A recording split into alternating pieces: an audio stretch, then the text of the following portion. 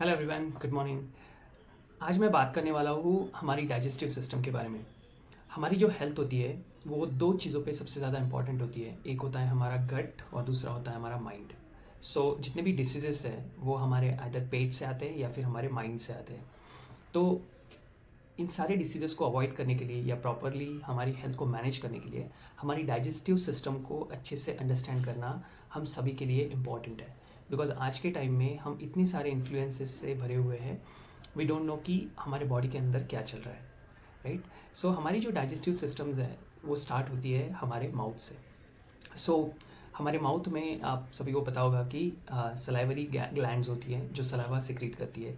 जब हम खाने को चबाते हैं वो सलाइवा उसमें मिक्स हो जाती है and then it actually start the digestive process there itself. जैसे स्टार्च हो गया, it also break down some of the carbohydrates. So खाने को अच्छे से चबाना बहुत इंपॉर्टेंट है, क्योंकि जितना हम खाने को ज़्यादा चबाएंगे उतना ज़्यादा वो आगे जाके डाइजेशन के लिए ईजी हो जाएगा और उसमें से हमारी बॉडी ज़्यादा से ज़्यादा न्यूट्रिशन को एब्जॉर्ब कर पाएगी।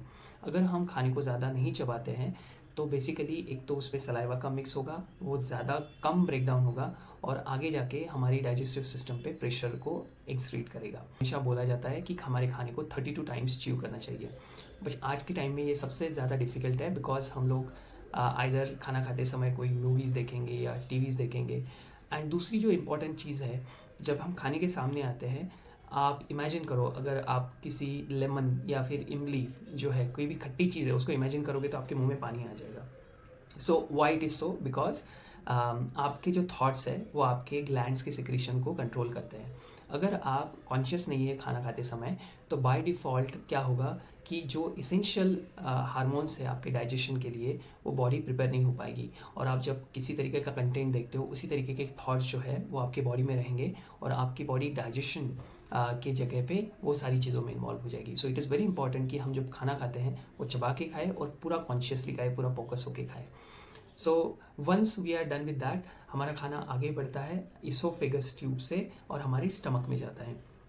अभी स्टमक में क्या होता है, स्टमक में बहुत ही ज़्यादा एसिडिक कंटेंट होता है जो कि हमारे खाने को डाइजेस्ट करता है। टिपिकली उसका pH 1 to 2 होता है। आपने कभी एसिड को ऑब्जर्व किया होगा, एसिड अगर फर्स्ट पे गिर जाता है तो वो लिटरली जला देता है चीज़ों को। तो वैसे ही ये खाने को हमारा जो स्टमक एसिड होता है वो जला देता है। नाउ बहुत सारे लोगों को एसिड रिफ्लक्स की कंडीशन होती है, जहाँ पे खाना खाने के बाद 1-2 घंटे के बाद उनको आधा घंटे के बाद कुछ तो ऐसे ऊपर आए जैसा लगता है एंड देन जलन सी महसूस होती है। इट इज़ मेजरली बिकॉज आपका स्टमक एसिड अगर कम हो गया है, उसकी वजह से ये जो इसोफेगस ट्यूब है और स्टमक है उसके बीच में जो वॉल्व है वो सही से बंद नहीं हो पाता है और उसके चलते हमारा जो खाना है वो ऊपर आता है and then you will have the over the period of time ulcers की इशू लोगों को हो जाती है। नाउ ये स्टमक एसिड क्यों कम हो जाता है? अगर आपका बहुत ज़्यादा स्ट्रेस है या फिर आप बहुत ज़्यादा एंटीबायोटिक्स खा रहे हो, कोई मेडिकेशंस खा रहे हो या फिर एंटा एसिड्स खा रहे हो जो कि एसिड प्रोडक्शन को ब्लॉक करता है, तो आपके मेडिकेशन जो है वो लॉन्ग टर्म में आपके एसिड प्रोडक्शन को इम्पैक्ट करता है। It is very very important कि आप लॉन्ग टर्म में एंटा एसिड्स ना खाएं या फिर जो एंटीबायोटिक्स है वो ना खाएं। जैसे ही स्टमक से खाना वो डाइजेस्ट हो जाता है, the next organ which are very critical for digestion is your liver.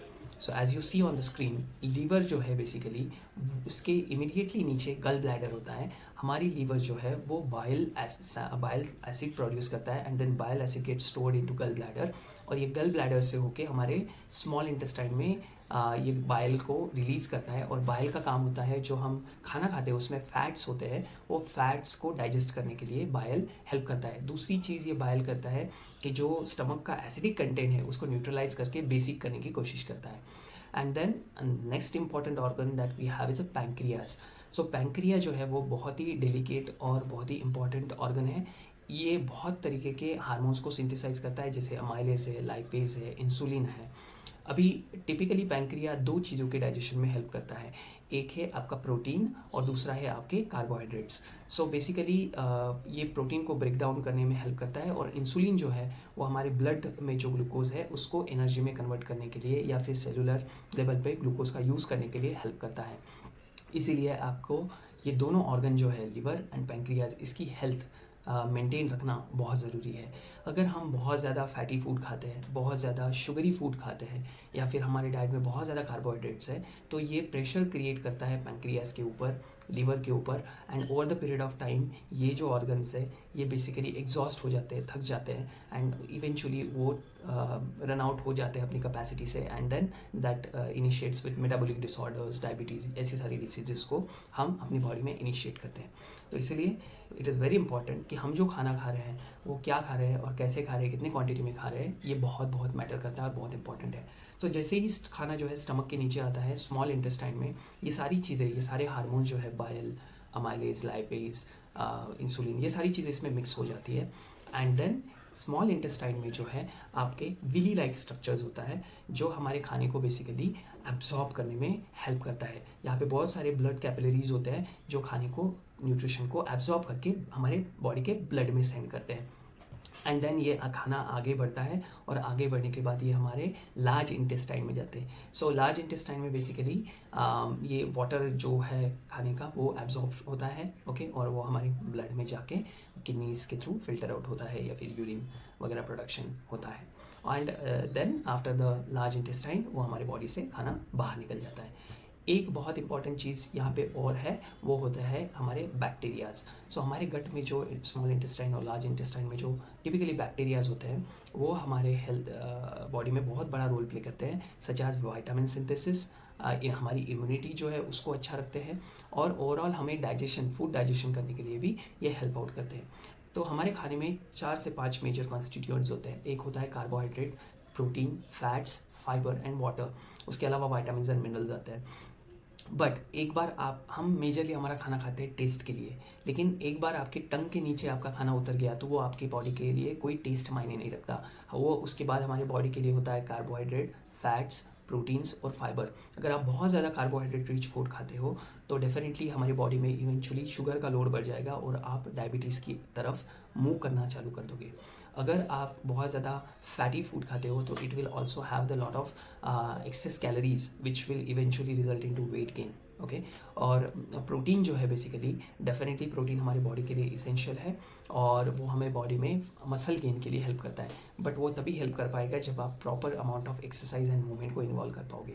तो ये सारी प्रोसेस तभी अच्छे से हमारी डाइजेशन इम्पैक्टफुल रहेगी जब हम ज़्यादा एक्टिव रहेंगे और एक्सरसाइज करेंगे, क्योंकि जब आप एक्सरसाइज करते हो तो आपकी बॉडी की एनर्जी रिक्वायरमेंट, न्यूट्रिशन रिक्वायरमेंट ज़्यादा होती है, तो बॉडी क्या करेगी कि हम जो खाना खा रहे हैं उससे अच्छे से वो एब्जॉर्ब करेगी। अदरवाइज आप बहुत अच्छा खाना खा रहे हो लेकिन आपका मूवमेंट कुछ भी नहीं है तो आपकी बॉडी जो है वो सही से खाने को एब्जॉर्ब नहीं कर पाएगी, and it will basically impact you in a longer run.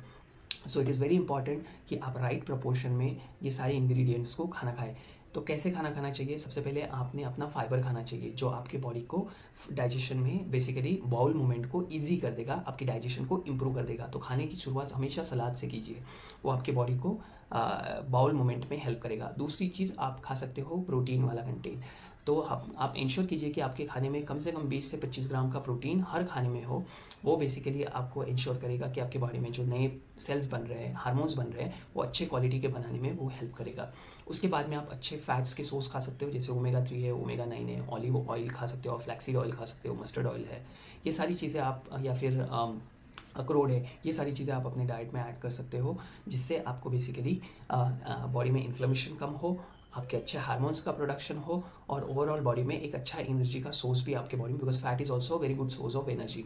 And then you will have your carbohydrate आप सबसे आखिरी में खाइए, जो कि बेसिकली आपको एनर्जी देगा और आपके शुगर को भी कंट्रोल में रखेगा, बिकॉज वो सडन शुगर को स्पाइक नहीं होने देगा, इवेंचुअली एंड ग्रेजुअली वो बॉडी में शुगर लेवल्स को स्पाइक करेगा। So have your food in this sequence: fibre, protein, fats and then the carbohydrate. And carbohydrate is also complex carbohydrate मतलब जिसमें फाइबर हो, ना कि मैदा रिफाइंड फ्लोर है या फिर रिफाइंड कार्बोहाइड्रेट है, वो बॉडी में बहुत ज़्यादा डैमेज करता है, बिकॉज वो बहुत ज़्यादा परसेंटेज में आपके बॉडी में शुगर को रिलीज करता है। तो so hope that have help you with some insights. Thank you.